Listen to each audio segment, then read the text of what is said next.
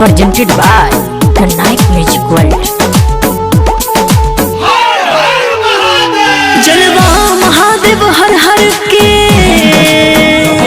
झीलम में गाजा भर भर के,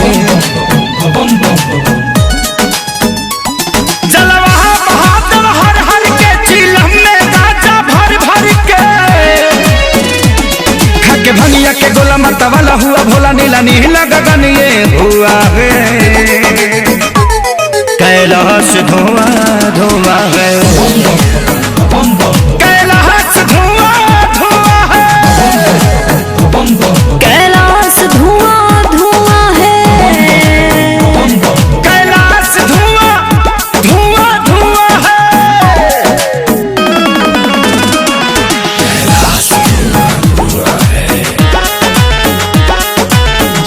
जय हो शंकरा भोलेनाथ शंकरा,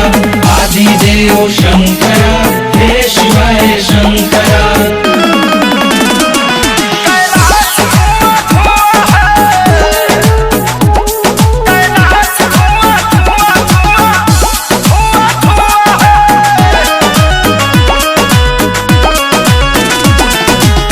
करते मृदंग मृग छाला पहाड़ के, डमरू बजाते हैं जोगिया ये बांध के, करते मृदंग मृग छाला पहाड़ के, डमरू बजाते हैं जोगिया ये बांध के, जाता में रखते हैं भोला गंगा को अपने बांध के, सर पे अपने सजाए हैं सान के, ये तो है विषधारी शिव शंभु त्रिपुरारी विष